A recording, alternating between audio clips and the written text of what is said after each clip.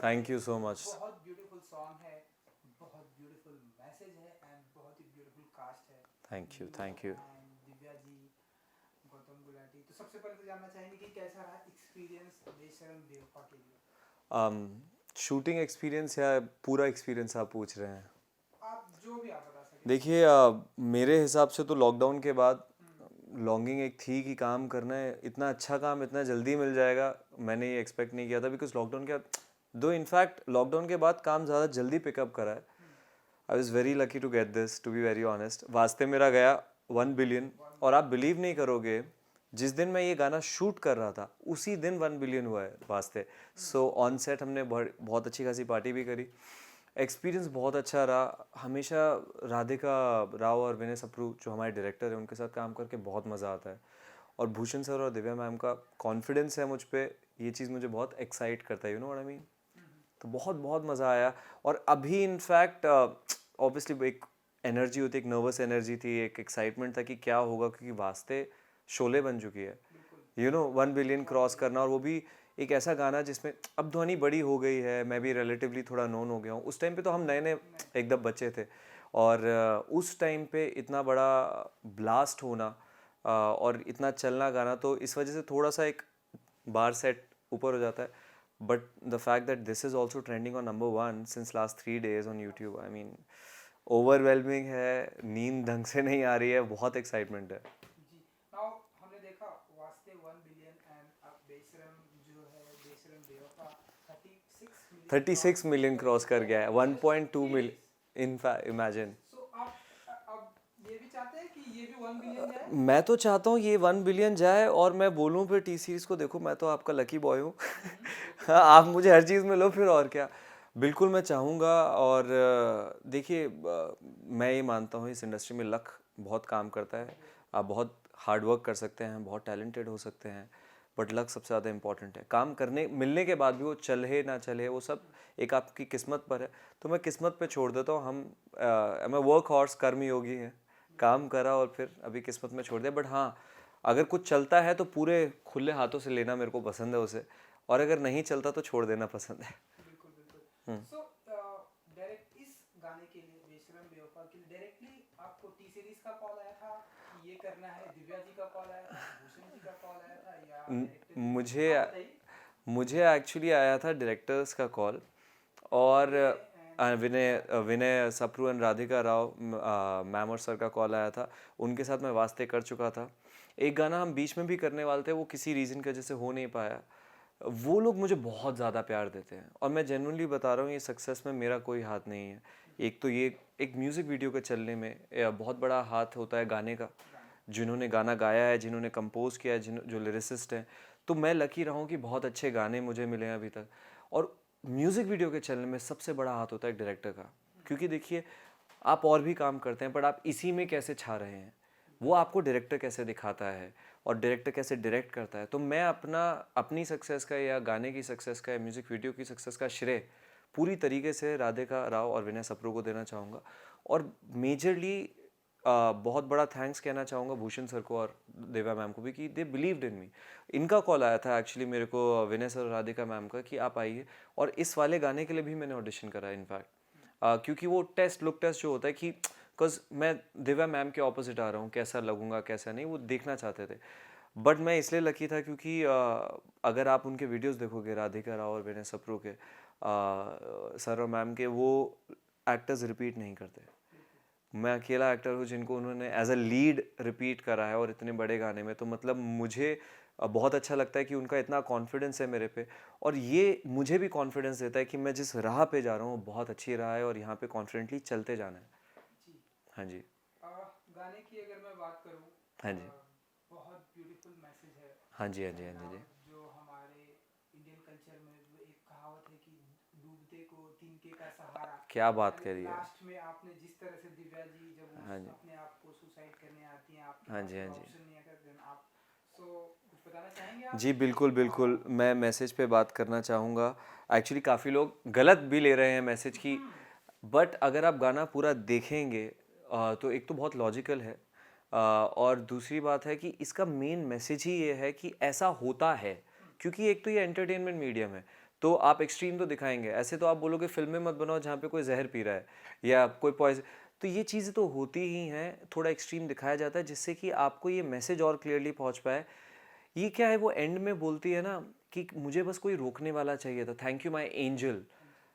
हो सकता है मैं मेटाफर था, मैं एग्जिस्ट ही नहीं करता था, उसके दिमाग की एक फ्रैगमेंट ऑफ हर इमेजिनेशन था। ये तो आप पे है, बात ये है कि उसकी इमेजिनेशन ने शायद उसे रोक दिया करने से। क्या हुआ क्या नहीं हुआ एक इंटरप्रिटेशन पर है। मैसेज बेसिकली ये है मेरे हिसाब से इस गाने का कि कितना भी खराब हो आपकी ज़िंदगी में, आप किसी भी मोड़ पे आ जाएंगे, आपको ऐसा लगता है कि जैसे कि यार अब तो ख़त्म हो गई मेरी ज़िंदगी, इसके आगे नहीं बढ़ सकती। मेरी भी ज़िंदगी में ऐसा हुआ है, लोगों की ज़िंदगी में ऐसे पल आते हैं, ऐसे मोड़ आता है। पर आप जब मतलब 4 years डाउन द लाइन, 4 साल बाद आप पीछे मुड़ के देखते हो और हंसते हो, यार मैं किस चीज़ पे टेंशन है। स्कूल में लगता है कि अगर किसी के सामने आपकी कोई मजाक बन गई तो लगता है कि एंड ऑफ वो है, मम्मी पापा को स्कूल लेके नहीं जाना, थोड़े शाय होते हैं। बाद में आप जाके इस बात पे हंसते हैं। तो बात यह है कि प्रेजेंट में जो चीज़ इतनी बुरी लगती है वो फ्यूचर में नहीं लगने वाली होती है। तो इसलिए कोई भी इतना टेंशन ना लीजिए, वो एक मैसेज है इसका। और ऊपर से एक थोड़ा सा डिस सॉन्ग है, जो लोग चीटिंग करते हैं, इनफिडाइल होते हैं, उन लोगों पे। और एक एक तरफा प्यार को थोड़ा ग्लोरीफाई करा गया है कि भाई चलो तुम चीट कर रहे हो बट मेरा प्यार अनकंडीशनल है, बता तेरा क्या हाल है। तेरा क्या या सो आप कितना मानते हैं, सिद्धार्थ जी कितना मानते हैं कि प्यार में दर्द होता है? देखिए, मैं मानता हूँ प्यार एक फीलिंग है, और फीलिंग परमानेंट नहीं होती। मोटिवेशन एक फीलिंग है, वो परमानेंट नहीं होती। मैं ये मानता हूँ लोग प्यार में पड़ते हैं, और मैं ये मानता हूँ लोग प्यार से निकल भी जाते हैं, और ये सच्चाई है। मैं कबीर के दोहे नहीं, और मैं कहानियों की बात नहीं कर रहा, मैं एक रियलिटी चेक की बात कर रहा हूँ। मेरा मानना ये है प्यार एक फीलिंग है, आप प्यार में पढ़ सकते हो और प्यार से निकल सकते हो। और जो उस फीलिंग की इंटेंसिटी ऊपर नीचे बहुत आराम से हो जाती है। बड़ी बात यह है, अगर इंटेंसिफाइड कोई भी फीलिंग हो उसमें दुख भी होता है और खुशी भी बहुत ज़्यादा होती है। मेरा मानना बिल्कुल है कि प्यार में बहुत दुख भी दे सकता है प्यार, और आपका जो सबसे प्यारा इंसान होता है वही आपको सबसे ज़्यादा दुख दे सकता है। बिल्कुल। या सिद्धार्थ जी, ऐसे इन जोक्स अपार्ट अगर मैं आपसे पूछूं, सो अपने घर की खिड़की से दूसरे की घर जी की बिल्कुल खिड़कियों देखा में है, बिल्कुल झांकना, आपने आपसे लोगों ने पूछा झांकना कितना पसंद करते हैं आप, जी सिद्धार्थ जी? मुझे झांकना अब नहीं पसंद है। जब मैं बड़ा हो रहा था तो मैं देहरादून का हूँ, वहाँ बंगले होते हैं, तो हम एक घर से दूसरे घर में देखते थे, अगर कोई अच्छी लड़की दिखने वाली होती तो उसको थोड़ा ताकने की कोशिश करते थे। वैसे स्टॉकर की तरीके से नहीं, वो भी हमें देखती थी, हम भी उसे देखते थे। जो होता है ना आंखों में आंखें और वो इशारे, स्कूल में भी होता था, ऊपर वाली बैल्कनी से नीचे लड़की को देखते थे, वो लड़की हमें देखती थी। तो ये थोड़ा सा क्यूट तरीके से होता है। पर मेरे ख्याल से इस गाने में वो स्टॉकर नहीं हाँ, दिखाया गया है। ये हाँ डिफरेंट है। इस गाने में मेरे ख्याल से मेरा जो मानना था जब मैं ये कैरेक्टर प्ले कर रहा था, कि वो लड़का उस लड़की को नोटिस इसलिए करता है क्योंकि किसी चीज़ में आग लगाती है। अगर आप आग लगते हो कहीं पे भी देखते हो, तो आप चाहे स्टार गेजिंग के लिए भी वो टेलीस्कोप यूज़ कर रहे हो, आप एकदम से देखते हो यार ये क्या हुआ, क्लियरली देखूं। और वो जैसे उस लड़की को देखता है उस टेलीस्कोप से, लव एट फर्स्ट साइट हो जाता है। अगर आप उसके एक्सप्रेशन देखोगे, वो एकदम ऐसे उस जोन में चले जाता है, और फिर वो इंटरेस्टेड हो जाता है, उसकी पेंटिंग बनाता है वो, क्योंकि ग्राफिटी आर्टिस्ट है वो। और फिर एक दिन वो देखता है, एक फलाने दिन वो बंदूक लेके बैठी है, अब ये लड़का तो पिछले 3 महीने से उसको ताक रहा है, तो इसका दिल एकदम उछल पड़ता है क्योंकि वो प्यार में पड़ जाता है, तो वो भाग के जाता है उसकी जान बचाने के लिए। जी बिल्कुल। लेकिन सिद्धार्थ जी, मैं ऐसा मानता हूँ कि अगर किसी के बालकनी में ताक झांक करने से हम उसकी जान बचा सकते हो तो आई थिंक दैट्स गुड ना? मैं तो एक्चुअली इसके अगेंस्ट ही रहूँगा, ताक झाक ना ही करिए। हाँ, अगर ऐसा है आपके बहुत पड़ोस में कोई रहता है और आपको आग लगते हुए कुछ दिखे या कुछ ऐसा होते हुए दिखे, तो जाके ज़रूर बचाना चाहिए। यहाँ तो देखो एक सिनेमैटिक लिबर्टी लेनी चाहिए। यहाँ पे हम अगर मोरालिटी के लेसन्स सिखाने लगे तो फिर हम सिर्फ गवर्नमेंट फिल्म्स ही बना पाएंगे। ये मूवी है, ये एक म्यूज़िक वीडियो है, थोड़ा सा सिनेमैटिक लिबर्टी लेनी पड़ती है। मैं ये नहीं कहूँगा हमेशा मॉरल ग्राउंड पे एकदम हाई होगा, बट इवेंचुअल मैसेज आपको समझना बहुत ज़रूरी है गाने का। वो ये है कि चाहे कितना भी ख़राब हो, चाहे कितनी भी बुरे हालात आ जाएं ज़िंदगी में, चाहे वो प्यार में हो, फाइनेंशियली हो, फैमिली रिलेशन हो, कोई भी हालात इतना बुरा नहीं है कि आप कोई भी ऐसा स्टेप उठाएं। मेरा मानना ये है। बहुत लेवल्स पर ये जो गाना है समझना ज़रूरी है। काफ़ी लोग ऐसा बोलेंगे अरे इसमें इतना वायलेंस दिखा रखा है, आप मैसेज समझने की कोशिश करिए। वो सब तो ऑब्वियस सी बात है, अगर आप बी प्राक की आवाज़ सुनेंगे और जानी के शब्दों का दर्द सुनेंगे, अगर आप इतना इंटेंसिफाई नहीं करेंगे तो वो ऑडियो पे जस्टिफाई भी नहीं करता मतलब वीडियो। दो क्रिएटिवली मेरा कॉल नहीं है, वो डायरेक्टर जो है, बट मैं बिल्कुल उनके साथ सहमत था जो उन्होंने बनाया है। तभी इतना लोग प्यार भी कर रहे हैं इस चीज़ को और इतना सराह रहे हैं और इतनी तारीफ़ें हो रही हैं। जी, क्योंकि आपने बताया कि और एक गाना आपका आने वाला था जो शायद लॉकडाउन में रिलीज नहीं, होने वाला वो था, गाना मैं और इनके साथ शूटिंग एक चल रही करने है। वाला था, वो नहीं हुआ किसी फलाने रीज़न के वजह से। तो तो हम ऐसा माने कि वो आएगा, शूटिंग होगी इसकी अब नहीं, आफ्टर वो लॉकडाउन? गाना एक्चुअली हो गया, वो किसी और रीज़न की वजह से नहीं हुआ, वो ओके। आके चला गया। मैं उस गाने का नाम नहीं लूँगा, बट आगे मैं और काम कर रहा हूँ, जो गाने आ रहे हैं, कुछ गाने हैं, कुछ और चीज़ें हैं, बट मैं अब थोड़ा सुपरस्टिशियस हो गया हूँ। मैं बातें नहीं करता चीज़ों की, अनाउंसमेंट है कि आपको पता चल जाएगा चीज़ों का। बिल्कुल। तो चलिए हम गाने के बारे में नहीं पूछेंगे, लेकिन प्रेजेंट टाइम में या पिछले कुछ एक सालों से जिस तरह से म्यूजिक वीडियो को हमारी इंडस्ट्री में पसंद किया जा रहा है, जी, जी। तो हम ऐसा माने कि बैक टू बैक ढेरों सारे म्यूजिक वीडियो करने वाले हैं सिद्धार्थ जी? देखिए, मैंने ये बड़ी अच्छी कहानी है कि जब वास्ते की कास्टिंग चल रही थी, तब आई थिंक ले जा रे आ गया था। ले जा रे भी मतलब चला था रिलेटिवली, बट जो 90s में और 2000 में ट्रेंड था म्यूज़िक वीडियोस का, वो ख़त्म हो गया था, फिजल आउट हो गया था। तो जब ये मेरे पास आया था वास्ते भी, उस टाइम पे भी मैंने राधिका मैम और ये जो कास्टिंग डायरेक्टर उनसे बोला था मुझे स्टोरी बोर्ड भेजो, क्योंकि मैं इंटरेस्टेड ही नहीं था। मुझे लगा था कि यार ये तो आजकल कौन देखता है, पहले का ज़माना ख़त्म हो गया। बट लकीली कुछ रीजंस हुए, और आज भी मजाक बनाती है मैम कि मेरे से स्टोरी बोर्ड मांग रहा था, अभी नहीं देती तो क्या होता। अब मतलब अगर तुझे नहीं बुलाती तो खैर सम रीज़न ऐसा हुआ कि मुझे वो मिल गया, और उसके बाद फिर एकदम से ट्रेंड स्टार्ट हो गया, फिर एकदम ब्लास्ट कर गया पूरा म्यूज़िक वीडियो का सीन। बट मैंने ये मेंटेन करा है, जो मेरा पर्सनल चॉइस है, क्योंकि वास्ते के बाद मुझे काफ़ी ऑफर्स आए, क्योंकि इतना बड़ा गाना था और इतना बड़ा हिट हुआ और मुझे बहुत उससे अप्रिसिएशन मिला। बट मैंने जब तक मेरे वही था कि I want to do a quality work, want to do quality work, और एक ऐसा ऑडियो होना चाहिए जो आपके दिल पे लगे, एक ऐसा कॉन्सेप्ट होना चाहिए जिसमें आप बिलीव करो। सो इस वजह से मैंने कम करा, और फाइनली अभी जो करा वो सबसे बड़ा वाला करा। जी बिल्कुल। जी, जी। सो रागनी एमएमएस हमने आपकी देखी, हाँ ये जी, हाँ जी, हाँ जी। करिश्मा हाँ जी। जी, हाँ जी। सो आने वाले दिनों में और ऐसी कौन कौन सी फिल्में देखेंगे जो आप लोगों को अम, रुला सके, हंसा सके, हाँ। हेडलाइंस करा सके? वो तो अभी बेसिकली ऐसा है कि जो पहले कर दिया वो उस टाइम के लिए ठीक था। अभी जो करूँगा वो मैं आज के हिसाब से देखूँगा। आपको हमेशा हमेशा रिव्यू करना चाहिए अपना करियर कि कहाँ पे आप खड़े हो, और बहुत रियलिस्टिकली अपने डिसीजन बनाने चाहिए। इस समय मैं फ़िल्मों पे ही कॉन्सेंट्रेट कर रहा हूँ। काफ़ी चीज़ें हैं जो बातें चल रही हैं, बट मैं चाहूँगा कि उसके बारे में मैं तभी बात करूँ जब सब कुछ पुख्ता हो जाए, या फिर हम शूट पे ही जाने वाले हों एकदम और उसका अनाउंसमेंट आ जाए। बट ज़रूर आपको बहुत जल्दी कुछ अच्छी अच्छी न्यूज़ मेरे से रिलेटेड सुनने को मिलेंगी। जी बिल्कुल। सो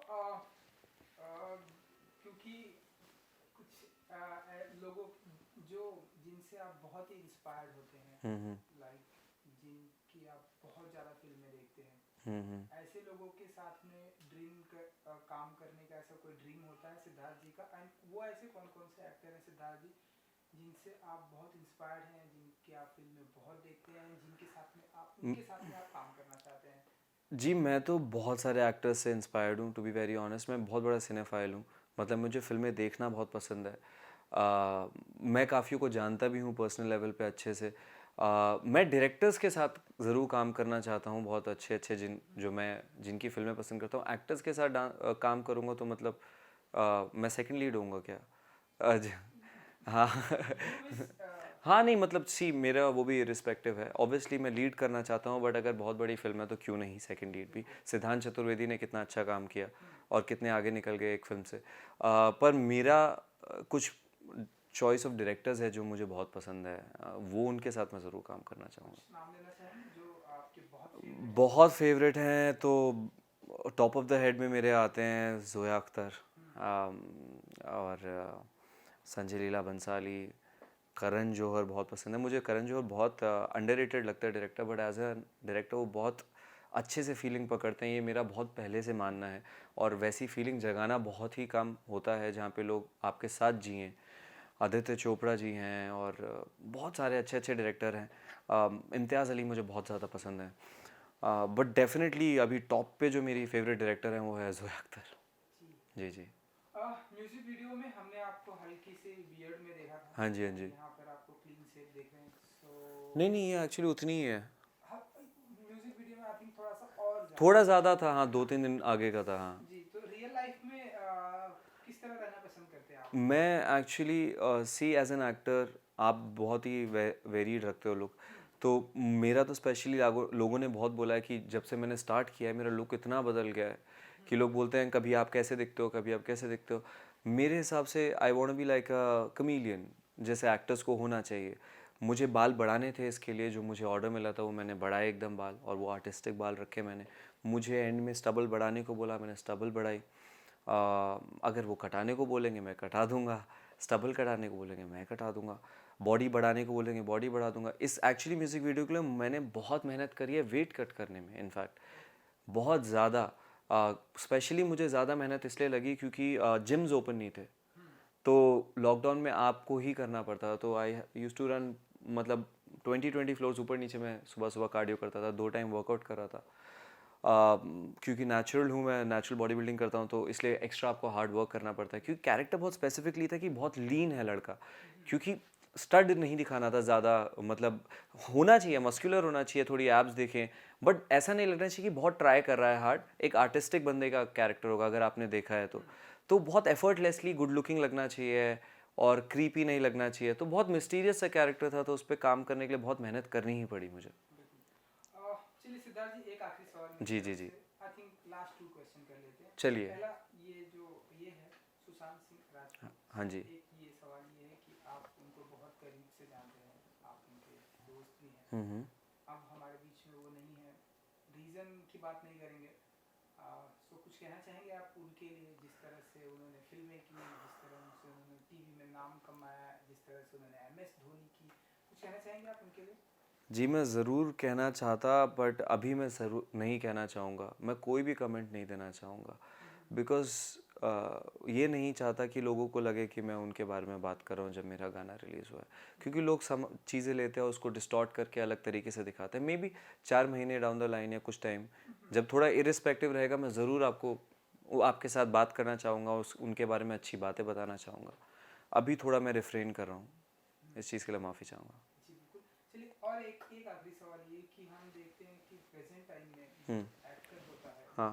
वो मल्टी टैलेंटेड होता है। हाँ जी। एक एक्टर जो है डायरेक्टर भी होता है, एक हाँ। एक्टर जो है सिंगर होता है, हाँ जी। एक एक्टर प्रोड्यूसर भी होता है, एक एक्टर जो है बिजनेसमैन भी होता है, लाइक बहुत बहुत सही बात बोली आपने। बिजनेसमैन भी होता है। सो एक्टिंग के अलावा और इन कौन कौन सी फील्ड में हम आपको हाथ आजमाते हुए देखेंगे, या आपका इंटरेस्ट मैं क्या है? डेफिनेटली डायरेक्ट तो करूँगा आगे लाइफ में, क्योंकि मुझे सिनेमा में बहुत इंटरेस्ट था। वैसे मैं इंजीनियर हूँ, तो सिनेमा में बहुत इंटरेस्ट होने के वजह से इनफैक्ट मैंने अपनी लाइफ के आधे से ज़्यादा फिल्में एक्टिंग में आने से पहले देखी हैं। जब मैं कॉलेज में था मैंने सारे के सारे, आप उठा लीजिए top Hollywood directors, foreign film, सब मैंने पहले ही देख डाली।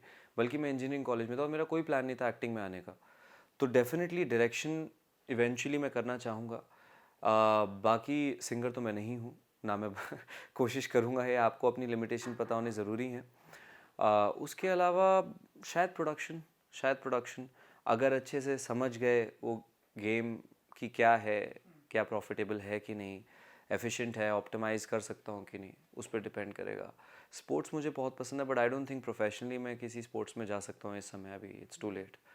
हाँ, मेरे ख्याल डायरेक्शन में भी इवेंचुअली जी। ज़रूर। चलिए, स्पोर्ट्स आपको पसंद है, इसलिए और एक सवाल ये जी जी। कि हम देख रहे हैं प्रेजेंट टाइम में बहुत सारे स्पोर्ट्स पर्सन के ऊपर फिल्में बन रही है, बायोपिक बन रही है, आपने देखी ही होगी जी जी जी। डेफिनेटली। ऐसी कोई पर्सनालिटी जिनके ऊपर आप मैं तो बिल्कुल करना चाहूँगा। फिल्में करना चाहेंगे?